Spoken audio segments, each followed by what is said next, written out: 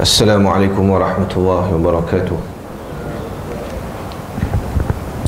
Alhamdulillah nahmaduhu wa nasta'inuhu wa nastahdihi wa nastaghfiruh wa nu'minu bihi wa natawakkalu alayh wa na'udzu billahi min shururi anfusina wa min sayyiati a'malina. Man yahdihillahu fala mudilla lahu wa man yudlil fala hadiya lahu. Ashhadu an la ilaha illallah wahdahu la syarika lahu wa anna Muhammadan abduhu wa rasuluh al-mab'uts rahmatan lil alamin. Arsalahu Allahu basyiran wa nadhira bayna yaday as-sa'ah fa'adda al-amanah wa ballagha ar-risalah wa nasaha al-ummah wa jahada fillahi haqqa jihadih. Allahumma salli wa sallim wa barik ala habibina wa syafi'ina wa zukhrina wa qudwatina wa uswatina Muhammad ar-rahmatil muhda wa ni'matil musda wa ala alihi wa sahbihi wa man tabi'ahu wa nasarahu wa walah, amma ba'd. Yang dihormati tuan-tuan imam, tuan-tuan Bilal, pengurusi dan jawatan kuasa surau, tuan-tuan haji, perempuan hajah, para asatizah dan ustazah, muslimin muslimat yang dirahmati oleh Allah Subhanahu wa taala sekalian. Alhamdulillah, kita ucap syukur kepada Allah Subhanahu wa taala kerana pada pagi ini Allah Subhanahu wa taala mengizinkan kita untuk kita bersama dan kita menyambung pembacaan kitab Bidayah wa Nihayah karangan Al-Hafiz Al-Imam Ibn Katsir rahimahullah. Bagi yang di kitab pagi ini kita sambung di muka surat 61, hadis yang ke-93. Imam Ahmad meriwayatkan dari Abdullah bin Amr, dia berkata, aku pernah menemui Nabi sallallahu alaihi wasallam ketika baginda sedang berwuduk sambil menunduk. Kemudian baginda mengangkat kepalanya dan memandang kepadaku lalu bersabda, ada 6 perkara yang akan menimpa kamu sekalian wahai umat. Ya, ini Nabi sallallahu alaihi wasallam menyebut 6 tanda-tanda berkaitan dengan kiamat, iaitulah tanda-tanda kecil kiamat. Yang pertama, Nabi sallallahu alaihi wasallam sebut bahawa ada 6 perkara yang akan menimpa kamu sekalian wahai umat. Pertama, kematian nabimu sallallahu alaihi wasallam. Kita telah baca hadis-hadis pada awal pengajian kitab kita bahawa diutuskan Nabi sallallahu alaihi wasallam sendiri merupakan tanda kiamat. Kerana Nabi sallallahu alaihi wasallam sebut bahawa ana was-sa'ah kahatain, aku dengan kiamat diutuskan seperti mana dua jari. Ketika diutuskan Nabi sallallahu alaihi wasallam sendiri sudah menjadi tanda kiamat, kerana Nabi adalah Nabi yang terakhir sekali Allah Subhanahu wa taala utuskan. Jadi bila Nabi sallallahu alaihi wasallam dipanggil semula bertemu dengan Allah Subhanahu wa taala, maka dia menunjukkan bahawa kiamat makin hampir lagi. Sudah tidak ada lagi Nabi yang memimpin umat manusia pada ketika itu.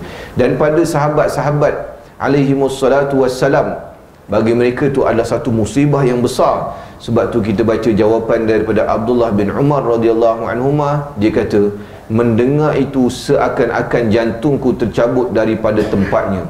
Bila Nabi sallallahu alaihi wasallam sebut bahawa Nabi ni akan meninggalkan mereka, Nabi ni akan diwafatkan oleh Allah Subhanahu wa taala, sahabat yang mencintai Nabi seperti Abdullah bin Umar, dia kata bahawa bila aku dengar perkara tersebut, seolah-olah macam nak tercabut jantungku, macam tak boleh nak terima berita bahawa satu hari nanti Nabi sallallahu alaihi wasallam akan meninggalkan mereka. Kerana apa? Kerana sepanjang hayat mereka, susah dan senang, sama ada keadaan aman ataupun perang, mereka sentiasa bersama dengan baginda Nabi sallallahu alaihi wasallam. Mereka tak boleh bayang tiba-tiba Nabi sallallahu alaihi wasallam akan hilang daripada kehidupan mereka. Sebab tu tuan-tuan baca kisah sirah nabawiyah, bagaimana ketika Nabi sallallahu alaihi wasallam wafat, sahabat-sahabat macam tak boleh nak terima pada ketika itu. Ada sahabat-sahabat yang besar seperti Sayyidina Umar Al-Khattab radhiyallahu anhu, dalam sirah yang masyhur bahawa Sayyidina Umar Al-Khattab sampai mengangkat pedang, sebut bahawa siapa yang kata bahawa Nabi sallallahu alaihi wasallam telah wafat, aku akan pancung kepala dia. Turut bersama dengan Sayyidina Umar bukan kecil, ada sebahagian besar daripada sahabat bersetuju dengan Sayyidina Umar radhiyallahu anhu. Kenapa Sayyidina Umar jadi begini? Adakah kerana Sayyidina Umar tak ingat ayat wa ma Muhammadun illa rasulun qad khalat min qablihi rusul, dan tidak Muhammad itu seorang rasul melainkan sebelumnya telah datang rasul-rasul yang diutus oleh Allah Subhanahu wa taala? Tidak, Sayyidina Umar dia tahu ayat ni. Sayyidina Umar adalah seorang sahabat yang alim dalam ilmu agama, tetapi Sayyidina Umar kerana kecintaan dia kepada Nabi sallallahu alaihi wasallam terlalu tinggi sampai tak boleh nak terima benda ni berlaku. Ada semacam kita lah, kadang-kadang Allah Ta'ala uji pada kita suatu benda, orang yang kita kasihi meninggal, lebih-lebih lagi dalam keadaan mengejut. Kadang-kadang ada orang yang sampai macam kita nampak dia macam hilang akal, macam hilang pedoman, macam buat perkara-perkara yang tak rasional. Kenapa? Adakah dia telah gila? Tidak, dia ni telah tidak dapat mengawal kesedihan yang ada dalam hati dia, kan?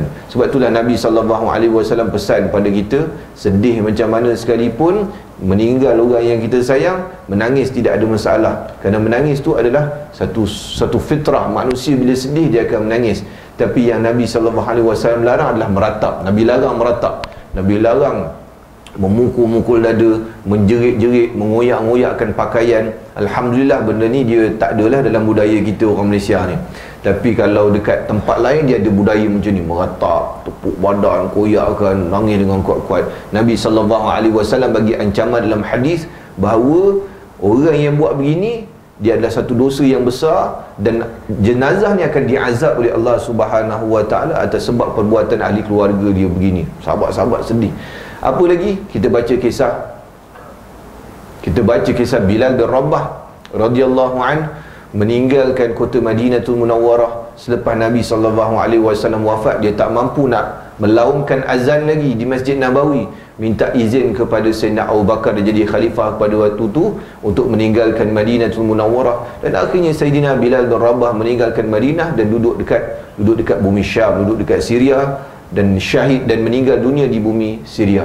Kenapa mereka ni meninggalkan Madinatul Munawwarah? Kerana tak sanggup untuk hidup dan juga melihat kenangan-kenangan yang ada bersama dengan Nabi SAW dekat kota Madinatul Munawwarah. Kan saya pernah sebut kisah di sini bahawa Bilal meninggalkan Madinatul Munawwarah satu tempoh yang sangat lama, hingga Nabi SAW datang dalam mimpi Bilal, "Hai Bilal, kerasnya hati kau tak rindu ke kepada aku?" Barulah Bilal bin Rabah tinggalkan bumi Syam, tinggalkan Syria, dan bergerak ke Madinatul Munawwarah, 1000 km perjalanan, sampai terus duduk dekat makam Nabi SAW. Kerana ziarah Nabi ketika Nabi wafat dan ketika Nabi hidup, Nabi sebut sama. Kalau kita pergi umrah, kita ziarah Nabi SAW hari ni sama seperti kita ziarah Nabi SAW ketika hayat Nabi masih hidup. Bila menangis, jadi kita rekahkan cerita, datangnya cucu Nabi SAW Hasan dan Husin, minta Sayyidina Bilal untuk melaungkan azan, kena rindu dulu dengar azan Pakcik Bilal ni ketika Nabi SAW masih hidup. Bila Nabi dah wafat, dah tak dengar dah azan Bilal ni tadi. Jadi kerana tak nak menolak permintaan cucu kesayangan Nabi SAW, Bilal pun naik ke atas tempat yang tinggi, kemudian melaungkan azan dekat Masjid Nabawi. Bila azan bunyi, suara Bilal tu berkumandang semula dekat Madinatul Munawwarah, keluar semua wanita-wanita, kanak-kanak, orang tua menangis. Kenapa? Mereka sebut bahawa adakah Nabi dah diutuskan semula? Adakah Nabi diutuskan semula? Kerana azan ni dulu dengar ketika hayat Nabi masih hidup. Nabi wafat dah tak dengar dah azan ni. Tiba-tiba dengar semula azan seperti mana Nabi SAW masih hidup. Mereka sedih. Ini kita kata kenapa jadi begini? Kerana mereka cinta kepada Nabi SAW dengan kecintaan hubban jamma, kecintaan yang sangat tinggi. Ada satu kisah Nabi SAW nak uji sahabat ni. Maafkan saya lupa nama sahabat ni. Sahabat ni dia daripada satu kabilah yang kabilah Bani, saya tak ingat nama kampung dia. Dia duduk tak jauh daripada Masjid Quba dia ni. Nabi SAW sebut pada dia, dia ni beriman, tapi ayah dia ni merupakan orang yang memerangi Nabi SAW. Nabi kata kepada dia, "Kalau aku arahkan pada engkau, sebab ayah kau ni kuat lawan aku, untuk bunuh kau sanggup tak?" Kawan ni tadi tak sempat Nabi habis cakap, dia terus naik atas kuda dia dengan dia punya alatan senjata dia. Mana Nabi kata apa? Nabi kata, "Kalau aku suruh kau bunuh ayah kau, sebab ayah kau kuat lawan Islam, kau sanggup tak?" Dia tak ada kata apa. Dia naik atas kuda dia dengan alatan senjata dia, dah ready dah nak patuh arahan Nabi SAW. Nabi kata, "Tak, aku gurau je." Nabi kata, "Aku saja je nak test kau. Aku ni diutus bukan untuk memutuskan silaturahim, tapi aku diutus untuk rahmatan lil alamin." Nabi sebut. Nabi kata, "Aku saja nak tengok kau." Dan dia jawab bahawa sesungguhnya aku mencintaimu ya Rasulullah hubban jamma, dengan kecintaan yang sangat dahsyat. Dan Nabi SAW sebut dalam satu hadis, bahawa tidak sempurna seorang tu sampailah dia mencintai aku min walidihi wa waladihi wan nasi ajma'in, melebihi daripada anak dia, daripada ibu bapa dia, daripada manusia keseluruhan. Mestilah meletakkan kecintaan kepada Nabi SAW tu sebagai perkara yang pertama. Jadi macam mana nak dapat cinta kepada Nabi SAW ni? Betul kena kenal Nabi dulu lah kan. Tak kenal maka tak cinta. Kalau kita tak kenal Nabi SAW, tak tahu peribadi Nabi, tak tahu sunnah Nabi, tak tahu apa yang Nabi SAW ajar, tak kenal akhlak Nabi SAW, keistimewaan Nabi SAW yang Allah Ta'ala berikan, kita tak kenal Nabi, macam mana kita nak jatuh cinta kepada Nabi SAW? Maka sebab itulah kita kena banyak belajar sirah. Itu penting untuk kita belajar sirah supaya kita kenal baginda Nabi SAW. Sahabat-sahabat untung kerana mereka nampak Nabi SAW depan mata kepala mereka sendiri. Tapi kita ni Nabi SAW telah tinggalkan kita 1400 tahun. Kita tak pernah nampak muka wajah Nabi SAW. Wajah sahabat pun tak pernah jumpa, tabi'in pun kita tak pernah jumpa. Kita ni kurun bukan dekat dengan Nabi SAW, tapi kita kurun dekat dengan Dajjal ni. Kita kurun hujung belakang-belakang dah ni. Maka hendaklah kita kena banyak baca sirah nabawiyah supaya kita dapat hayati bagaimanakah yang dikatakan orang yang mempunyai akhlak yang agung baginda Nabi SAW. Lalu Rasulullah SAW melanjutkan sabdanya, itu yang pertama. Lalu harta melimpah ruah di tengah kamu sekalian, sehingga ada seorang lelaki diberi upah 10,000 namun dia belum juga rela menerimanya. Ketika zaman Nabi SAW, bahkan sampailah awal Nabi SAW membentuk kerajaan Islam di Madinatul Munawwarah, zaman tu umat Islam berada dalam keadaan tidak berapa senang lagi. Tetapi lepas daripada tu umat Islam berada dalam keadaan makin lama makin banyak Allah Subhanahu Wa Taala kurniakan harta atas asbab kawasan yang Islam tawan pun makin luas. Bila makin luas, cukai pun makin banyak, pendapatan makin banyak. Dan sebab itulah tuan-tuan tengok makin lama dan kelamaan kehidupan khalifah ni dia establish sikit lah. Dah start ada istana, dah start ada pegawai, dah start ada macam-macam. Zaman Khulafa' Ar-Rasyidin dia tak ada benda ni. Kalau tuan-tuan baca kisah Sayyidina Umar, dia marah kalau gubernur-gubernur ada bodyguard. Dia marah kalau orang rumah hias, kalau bahasa kita hari ni langsir lah, langsir banyak sangat, langsir yang mahal. Sayyidina Umar marah, Sayyidina Umar rentak. Nabi kata, Sayyidina Umar kata, kain ni kalau bagi kepada umat Islam ramai yang boleh dapat pakaian. Sayyidina Umar marah. Tapi lepas daripada tu, zaman lama kelamaan, makin lama makin hidup dalam keadaan mewah kan. Sebab tu ada seorang ulama zaman Bani Umayyah, kalau tak silap saya nama dia sama ada Atta, yang menyebut kisah ni Atta bin Abi Rabah ataupun Urwah bin Zubair. Dia pernah nasihat kepada khalifah pada waktu tu, kalau tak silap saya Malik bin Marwan. Dia kata Malik bin Marwan panggil dia untuk bagi nasihat. Jadi dia panggil nasihat, dia kata, apa boleh pesan pada aku? Urwah bin Zubair dia sebut senang, dia kata, ni semua istana yang kau ada ni, pegawai yang kau ada ni, sikit pun tak bermanfaat untuk kau ke akhirat. Dia kata, tak sikit pun takkan dapat tolong kau ke akhirat. Ni dengan pegawai, dengan tentera yang ramai, dengan istana yang besar, dengan harta yang banyak, sikit pun takkan bantu kau dekat akhirat kelak. Ada satu nasihat ni diberikan oleh adik kepada Harun Ar-Rashid, nama dia Bahlul kan. Betul, Bahlul ni nama ulama kan. Saya pernah tunjukkan tuan gambar Bahlul, gambar makam Bahlul yang saya ziarah dekat Syam, Syria tu kan. Bahlul ni ulama besar. Mungkinlah kita kata sebelum ni tok nenek kita panggil Bahlul tu ni. Mungkin tok nenek kita niatkan alim macam Bahlul mungkin satu hari nanti. Tapi kita yang jahil ni kita kata Bahlul ni maki orang lah. Tapi Bahlul tu memang nama ulama. Bahlul ni dia nasihat abang dia Khalifah Harun Ar-Rashid. Abang dia panggil, dia kata, boleh tak nasihat aku? Dan Bahlul ni adalah waliullah, dia salah seorang daripada waliullah. Dia punya nasihat mudah je Bahlul ni.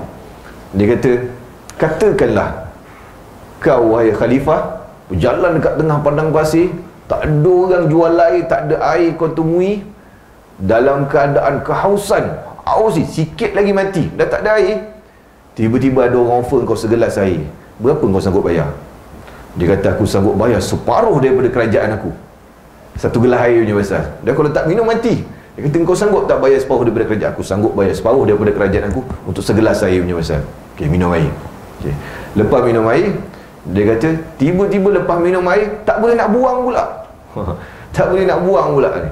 Bila tak boleh nak buang, ada orang kata kalau kau tak buang ni kau boleh mati kesakitan, menderita. Jadi ada orang boleh rawat kau punya sakit ni dengan syarat harga dia separuh lagi kerajaan kau. Sanggup tak kau bayar? Dia kata sanggup bayar. Maknanya kerajaan kau tak ada nilai. Kerajaan kau umpama minum air dengan kencing balik je. Ni nikmat minum air dengan kencing balik tu, buang balik semula tu, sama nilai dengan seluruh kerajaan besar yang kau ada. Ini nasihat-nasihat ulama. Bahawa dunia ni sebenarnya dia tidak ada apa-apa, tetapi Allah Subhanahu Wa Taala uji umat Nabi sallallahu alaihi wasallam dengan dunia yang melimpah ruah. Bahkan yang Nabi sallallahu alaihi wasallam sebut ni dia akan jadi pada dua keadaan. Satu telah berlaku dan satu akan berlaku. Satu telah berlaku iaitu di zaman Khalifah Umar bin Abdul Aziz. Umar bin Abdul Aziz salah seorang daripada Khalifah Bani Umayyah juga. Pada zaman tu zaman yang sangat makmur, zaman yang sangat berkat, sampai tak ada orang yang nak terima duit Baitul Mal. Tapi zaman tersebut tak lama pun. Zaman pemerintahan Umar bin Abdul Aziz hanya 2 tahun sahaja.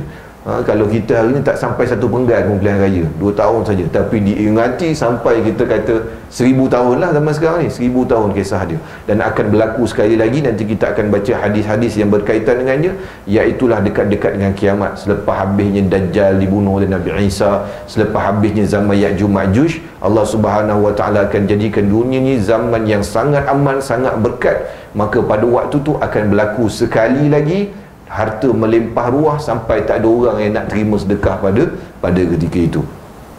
Ni ujian pada umat Nabi sallallahu alaihi wasallam lah bab berkaitan dengan harta melimpah ruah ni.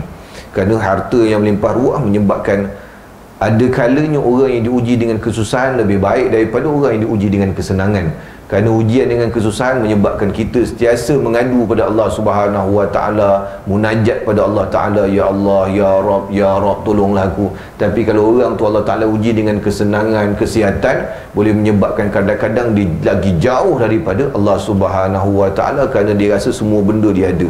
Kadang-kadang ujian begitulah. Dia rasa duit dia ada, dia boleh buat apa sekalipun. Orang dia bayar orang akan buat untuk apa sekalipun, dia nak beli apa sekalipun dia dapat. Dia rasa bahawa segalanya duduk bawah kekuasaan dia. Dia rasa kalau dia sakit, dia boleh pergi hospital yang mahal untuk dapat rawatan. Tapi kita kena ingat, hospital mahal, peralatan canggih macam mana sekalipun, yang bagi sembuh adalah Allah Subhanahu Wa Taala. Kalau Allah Taala kata mati-mati jugalah kan, tak payah nak tunggu hospital mahal. Duduk kat rumah tidur pun boleh mati. Tapi kalau orang tu tak ada duit, dia lain. Orang tu tak ada duit, nak pergi hospital pun tak mampu, nak tunggu queue hospital pun takut mati dulu kan. Lambat sangat kan nak tunggu queue kat hospital ni. Tu yang dia munajat lebih tu, ya Allah tolonglah aku ya Allah kan. Sebab dia rasa dia tak ada kuasa dalam diri dia. Tapi kalau orang tu ada rasa senang sikit, kadang-kadang dia rasa dia mampu ni, dia mampu itu, dia kurang sikit munajat pada Allah Subhanahu Wa Taala. Itu yang kedua kata Nabi sallallahu alaihi wasallam. Lalu terjadilah huru-hara memasuki setiap rumahmu. Ya, ini kalau kita terjemah huru-hara ni dia taklah berapa tepat sangat, kerana dalam lafaz matan hadis yang asal disebut dengan fitan, iaitulah fitnah, kekacauan. Dan kita boleh bahasa mudahnya, perkara-perkara yang tak elok akan masuk dekat setiap rumah kamu. Ya, ini umat pada akhir zaman dia terdedah dengan perkara-perkara yang fitnah, perkara-perkara yang tidak elok. Betul lah Nabi SAW sebut. Dan kalau kita baca hadis lain kan kalau kita nak faham hadis, salah satu kaedah memahami hadis adalah kita kena kumpulkan hadis-hadis yang berkaitan dengannya. Begitu jugalah kalau tafsir, sama juga. Kalau kita nak memahami satu cerita dalam Quranul Karim berkaitan dengan satu kisah, dia panggil tafsir maudhu'i. Tafsir maudhu'i ni kena kumpulkan semua ayat Quran yang berkait dengannya, barulah kita dapat gambaran apa sebenarnya maksud yang Allah Subhanahu Wa Taala sampaikan. Dalam hadis pun sama juga. Kalaulah kita kata apa maksud fitan ni, kita kena kumpul hadis-hadis yang fitan ni, barulah kita dapat gambaran sebenar apa yang Nabi sallallahu alaihi wasallam maksudkan. Ada dalam riwayat ataupun dalam hadis yang lain, huru-hara ni maksud dia kekacauan, akan menyebabkan rumah-rumah orang Islam berlaku kekacauan. Yang ni pun salah satu daripada perkara yang kita kata betul juga. Kenapa? Kerana banyak negara-negara Islam tidak dalam keadaan aman. Kan Malaysia ni, dalam mereka buat ranking, Malaysia ni antara tak banyaklah negara Islam yang dalam keadaan stabil. Negara yang umat Islam majoriti tapi dalam keadaan stabil, Malaysia salah satunya. Tentu boleh sebut negara lain tapi tak banyak kan. Kita Saya rasa kita ni di Malaysia ni tak pernah dengar lah, bukan tak pernah dengar, ada lah satu dua kes mungkin letupan bom yang sengaja dibuat ke, ataupun tembakan rambang ke dan sebagainya. Dia jarang lah berlaku sangat kan. Saya ingat pun mungkin 10 tahun lepas pun mungkin ada satu yang dekat Puchong tu. Itu pun bukanlah bom yang betul-betul macam dekat luar negara tu. Ni bom yang buat sendiri, lebih kurang macam tu je lah kan. Kita kata kita ni memang syukur negara aman, tapi kebanyakan daripada saudara-saudara kita di negara-negara Islam tempat lain, mereka tidak berada dalam keadaan yang aman. Sama ada aman ni, mereka duduk dalam keadaan tidak berperang, ataupun mereka tidak mempunyai pemerintah yang diktator lah. Kalau kita nak kata diktator ni, nak tengok mana lah? Tuan-tuan tengok, ini tak ada live bila sebut Saudi. Tuan-tuan boleh tengok Syria, itu baru betul-betul diktator. Kalau tuan-tuan pergi negara diktator ni, salah satu dia punya ciri-ciri dia adalah gambar dia punya pemimpin dia ada mengata-kata. Macam tuan-tuan tengok cerita Korea Utara kan, Korea Utara kan gambar Kim Jong Un tu mengata-kata. Kalau tuan-tuan pergi Syria, kawasan yang dikuasai oleh Bashar, sama lah, gambar dia merata-rata. Tuan-tuan tengok dekat, kalau kita sini tengok billboard gambar orang lain, tengok dekat ni iklan gambar orang lain kan, tengok ni gambar Aaron Aziz, tengok ni gambar ni. Tak, dia tuan-tuan tengok billboard ke, tuan-tuan tengok iklan dekat kedai ke, tuan-tuan tengok poster tepi jalan ke, gambar dia merata-rata tuan-tuan. Ini salah satu daripada diktator. Padahal mereka hidup dengan aman ke? Tak aman. Cuba sebut tuan-tuan. Kalau tuan-tuan ada kawan-kawan yang belajar Syria, walaupun orang Syria ni tak faham kalau kita cakap bahasa Melayu, tapi mereka ini tak akan sebut perkataan Bashar. Dia akan sebut. Kalau sebut perkataan Bashar, dia katanya, kau cakap apa pasal Bashar tu? Walaupun dia tak faham. Jadi kawan-kawan saya ni, dia tukar jadi kita sebut Pak Long kata. Bila sebut Pak Long tu maksud dia Bashar lah kan. Sebut sebarang masuk dalam. Jangan buat main-main tuan-tuan, geng-geng ni. Sebut sebarang masuk dalam tuan-tuan. Masuk dalam ataupun hilang. Sama lah dengan Saudi kan tuan-tuan. Kalau tuan-tuan ada kawan-kawan Saudi, cuba tuan-tuan tanya dia tentang politik Saudi. Dia punya tengok keliling tu macam orang tuduh dia membunuh tuan. Saya tanya pada dia, saya saja je tanya kawan saya tu, dia kata apa macam mana keadaan sekarang tu, dia tengok keliling tu, takut dia sebab dia tahu dekat negara dia ni ramai special branch lah. Negara-negara diktator ni, bahkan kebanyakan daripada negara Arab ni, boleh dikatakan setiap 5 rakyat dia seorang dia punya SB dia. Dan SB yang dekat negara Arab ni, kalau kita ni Malaysia ni, kadang-kadang kita boleh nampak polis kan, cara polis tu kan, dengan beg selimpang dia, ambil gambar, tulis nota tu kan, kita nampak dia ni. Tapi kat sana tak nampak tuan. Saya pernah kena tahan dengan polis Saudi, yang tahan saya tu pakai kurta, pakai selipar macam orang Pakistan. Dia tahan saya. Nampak tuan, dia punya tu. Jadinya kita nak kata negara yang aman ni tak banyak berlaku. Kalau kita sebut salah, sama ada dia akan masuk dalam, ataupun negara tersebut akan terlibat dengan perang. Juga kita kata fitan ni, keburukan ni, maksud dia benda-benda buruk sudah mula masuk dekat rumah kita. Dulu rumah-rumah orang Islam ni terjaga daripada perkara-perkara maksiat, daripada perkara-perkara yang menjauhkan kita daripada Allah Subhanahu Wa Taala. Tapi zaman kita hari ni payah kita nak kawal. Makin lama makin payah dia nak kawal lah tuan-tuan. Lebih-lebih lagi zaman moden macam kita hari ni, ada telefon, ada internet. Dia benda yang sangat merisaukan lah, sebab benda tersebut tidak terkawal. Kalau dulu orang nak buat jahat, nak tengok benda-benda tak elok, dia mungkin kena pergi kedai cari tape kan, ataupun kena pergi kedai VCD haram cari VCD yang tak elok ni. Sekarang tak payah keluar rumah, dia internet je, dia tekan benda tu dapat masuk. Dan siaran-siaran dulu, kalau masuk TV rumah kita dulu tengok TV yang masuk rumah kita ni semua dah ditapis Lembaga Penapisan Filem kan, LPF. Tapi sekarang kita mana tengok TV. Saya pun tak tahu last bila saya tengok TV yang tu lah, siaran TV yang TV 1, 2, 3 Astro ni apa semua, tak tahulah last bila tengok. Sebab kita kadang-kadang buka TV kita dah smart TV, dah connect dengan internet. Kita nak tengok apa kita tengok tu, kita tekan lah apa kita nak tengok. Hari ni rasa macam nak tengok recap balik Formula 1 semalam, tengok balik. Hari tu kata rasa nak recap balik tengok Rally Dakar, tengok balik. Kita tekan pilih apa yang kita nak tengok kan.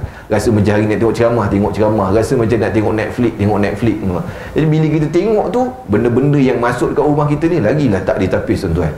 Kita orang yang dewasa ni boleh juga kita kata memilih antara benda yang baik, benda yang tak baik. Tapi kalau budak-budak benda tersebut muncul kat depan dia, benda-benda yang tak ditapis, kita kata ni salah satu daripada keburukan yang masuk dekat rumah orang Islam. Dulu-dulu rumah orang Islam takkan ada bunyi-bunyi orang menyembah agama lain. Dah kalau kita buka cerita Hindu kan, kita buka cerita Hindustan, cerita Tamil, ada scene dia dekat kuil tu, dia baca ngorang, tak pasal-pasal dia punya bacaan tu masuk dekat rumah kita sekali. Kan, ni salah satu daripada benda-benda yang tak elok dah mula masuk dekat rumah kita. Sebab tu kita kata nampak macam pelik kalau ada orang tak ada TV hari ni, tapi saya ada kawan yang tak ada TV kat rumah. Kita kata memang hebat lah dia ni kan. Dia bukan hebat, bini dia tu hebat. Sebab apa? Sebab biasa yang nak tengok TV ni bini kita lah kan. Kita ni tak berapa nak ada masa sangat. Saya kadang-kadang nak tengok satu cerita tu mungkin seminggu baru habis cerita tu. Tengok pun bila time makan kadang-kadang kan. Tengok makan, tengok, tunggu berhenti kejap, cerita kartun anak ke cerita apa, berhenti kejap tengok tu. Sebab tu je masa kita ada. Nak suruh saya duduk tengok TV, memang tak ada masa, tak sempat nak buat tuan-tuan. Tapi kadang-kadang bila kita kata benda-benda tersebut dah mula ni, kita kata ni ujian kita lah. Ada orang yang kita kata mereka ni hebat sampai tak ada TV kat rumah. Saya ada kawan tak ada TV langsung kat rumah, kita kata hebat. Tapi kesian pula, dia kesan pada siapa? Kita mungkin dah membesar tengok TV, tapi anak ada tu, anak dia bila pergi rumah kita tengok TV macam tak ada TV kat rumah. Memanglah sebab rumah dia memang tak ada TV kat rumah kan. Kita kata payah juga macam ni.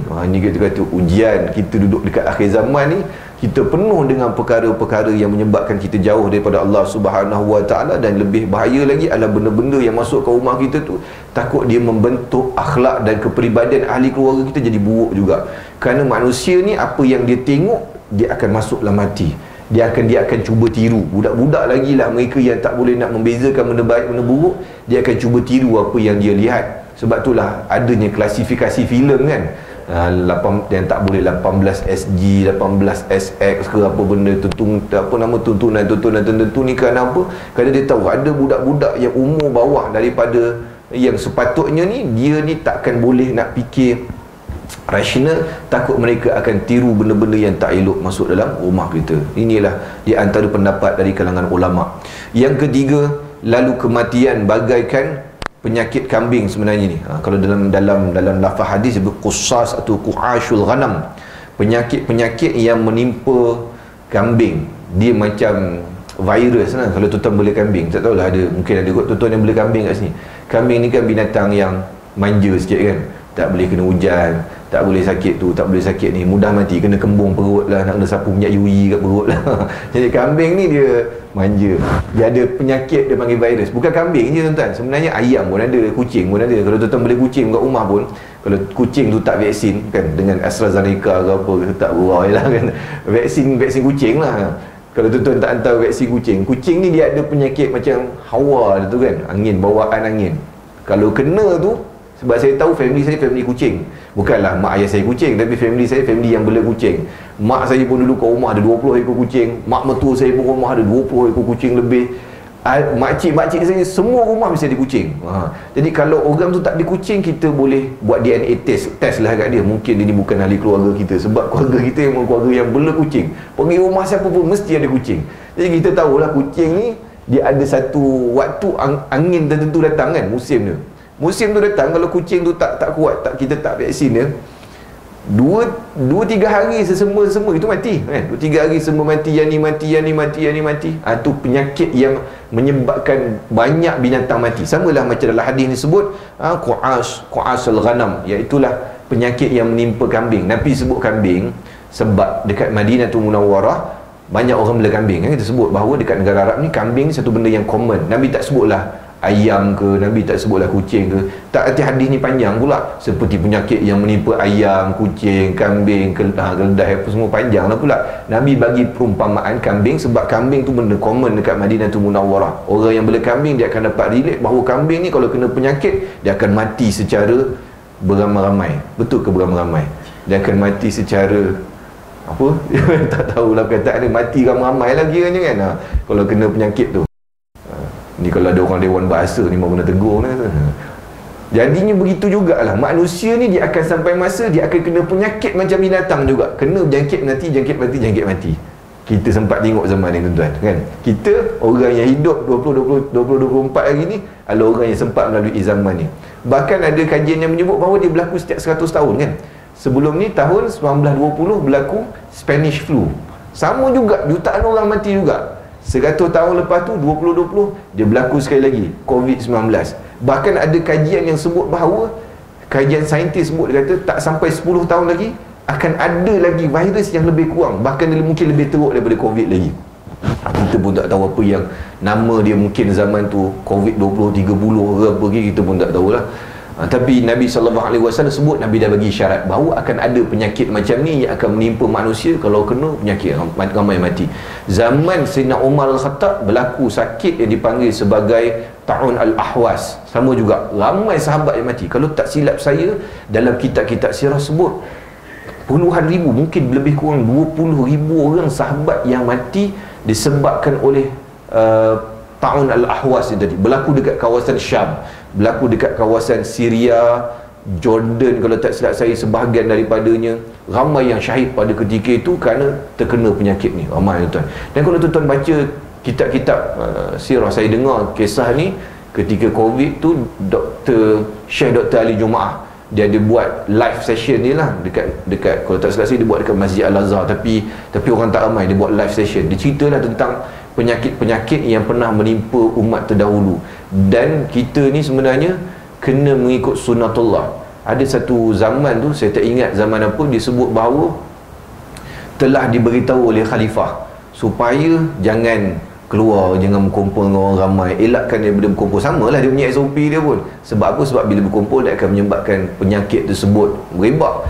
Tapi ada di antara ulama'-ulama' yang zaman tu, ni Syekh Ali Jumaah sebut, degil dia kata kita kena sembahyang berjemaah juga, dia kata. Akhirnya bila sembahyang berjemaah semua mati, yang dia sembahyang berjemaah tu mati. Ini kita kata kadang-kadang ada benda yang kita kena tengok daripada keadaan dan keperluan. Kalaulah benda tu dia memang ada mudarat, ada darurat yang kita kena elak, maka kita kena elak lah pada waktu tersebut. Jadi benda ni Nabi SAW telah sebut dan dia akan berlaku. Kita pun tak tahu, mungkin dia akan berlaku lagi di akhir zaman. Lepas daripada ni mungkin dia akan jadi lebih kerap lagi, penyakit-penyakit yang menimpa manusia seperti mana penyakit yang menimpa binatang. Satu lagi sebab apa? Sebab kita buat benda pelik-pelik. Kita makan benda pelik-pelik, kita buat benda pelik-pelik. Kita tak buat lah benda pelik-pelik, tapi ada orang yang buat benda pelik-pelik. Bila buat benda pelik-pelik, maka penyakit yang pelik pun akan datang, kerana kita telah melanggar fitrah sunnatullah yang Allah Subhanahu Wa Taala tetapkan. Kita merosakkan diri kita sendiri. Kalaulah kereta tu kereta petrol, memang manufacturer kata kereta petrol, buka tong tangki minyak dekat belakang tu tulis dah minimum RON 95. Kita elok-elok letak diesel. Dia kata diesel macam nampak lori kuat lagi, kita kata enjin kereta nak kuat, letak diesel lah kot, letak nozzle warna hitam. Jahanam lah kereta tu, sebab kita tak mengikut sunnah dia. Sunnah manufacturer tu kata kena minyak petrol, kita letak diesel. Samalah Allah Ta'ala kata laki dengan perempuan, tak kita pergi balun laki dengan laki juga. Memang datanglah penyakit-penyakit. Allah Ta'ala kata makan benda-benda yang baik, tak kita pergi balun kelawar lah, lipas lah, lipan lah, tikus lah, pergi balon benda belik-belik kan. Sama macam tadi, macam kereta patut isi petrol, dia pergi isi diesel. Patut makan benda elok, dia pergi makan kelawar, makan tikus, makan apa, dapatlah penyakit yang buruk-buruk. Kenapa? Kerana kita sendiri yang lawan manufacturer kita, iaitulah Allah Subhanahu Wa Taala. Lalu itu yang ketiga. Itu yang keempat. Lalu gencatan senjata antara kamu dan Bani Asfar, Bani Eropah. Kenapa Bani Asfar dia panggil? Asfar ni kan warna, launul asfar, maksud dia warna kuning. Orang Eropah ni kan kulit dia kuning-kuning dan rambut dia warna kuning kan, warna blonde lah lebih kurang macam tu. Jadinya mereka ni digelar sebagai Bani Asfar. Mereka pun salah satu daripada Bani Asfar ni sebenarnya salah satu pecahan daripada Bani Israel juga. Bani Israel ni bukan orang Yahudi saja. Kalau tuan-tuan baca, Bani Israel ni dipecah banyak. Salah satu jadi Yahudi, salah satu jadi orang Eropah, Bani Asfar ni.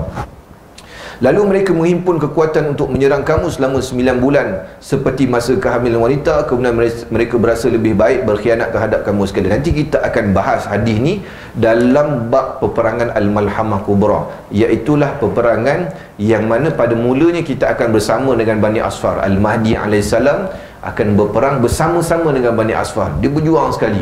Tapi bila Islam telah menang, ada yang khianat. Dia kata tentera salib telah menang, tentera salib telah menang. Tentera Islam kata mana boleh kata tentera salib menang? Kenapa? Kerana kita berperang sama-sama. Akhirnya tentera Islam ni tadi bunuh tentera salib ni tadi. Maka lepas daripada tu terjadilah peperangan yang disebut sebagai Al-Malhamah Kubra yang berlaku dekat A'maq dan Dabik. Ini kita akan baca kemudian. Yang ni akan berlaku dekat-dekat dengan tanda besar kiamat. Ini juga tanda kecil kiamat yang terakhir juga ni. Antara tanda kecil kiamat yang terakhir, Al-Malhamah Kubra, Al-Mahdi alaihissalam. Apa lagi yang tak berlaku? Keluarnya emas daripada sungai Furat. Ini semua benda-benda tanda-tanda kecil yang belum berlaku lagi. Sabda Nabi SAW itu yang kelima. Lalu ditakluknya satu kota. Sabda Rasulullah SAW itu yang keenam. Saya bertanya, ya Rasulullah, yang manakah yang akan ditakluk dulu? Kota Konstantinopel ataupun Rom? Baginda menjawab, kota Konstantinopel. Hadis riwayat Imam Ahmad. Yang ni pun kita telah tahu bahawa ini telah berlaku. Pembukaan kota Konstantinopel ni dia akan berlaku dua kali, tuan-tuan. Sekali telah berlaku, iaitulah di zaman Sultan Muhammad Al-Fatih yang kita telah maklum kisah dia. Dan sekali lagi nanti berdasarkan hadis kita akan tengok bahawa kota ni akan dibebaskan sekali lagi selepas Al-Malhamah Kubra. Kenapa? Kalau kita fikir logik dia, kerana tentera musuh bila Al-Malhamah Kubra dia akan duduk dekat A'maq dan Dabiq. A'maq tu kan sebahagian daripada Turki. Turki itu kan adalah Konstantinopel kan. Nabi sebut hadis ni sebab zaman tu orang panggil Konstantinopel. Jadinya pada waktu lepas kita berperang nanti, kita akan bebaskan semula kota tersebut daripada tentera Rom. Bahkan nanti kita akan baca hadis, tentera yang akan membebaskan Konstantinopel untuk kali kedua ketika Al-Malhamah Kubra, tentera ni juga daripada Bani Asfar juga, iaitulah Bani Asfar, orang Eropah yang masuk Islam. Bila kita baca hadis ni, kita kata benda ni satu benda yang selari dengan zaman kita. Kerana hari ni orang Eropah dah mula ramai yang masuk Islam, dah mula terima Islam.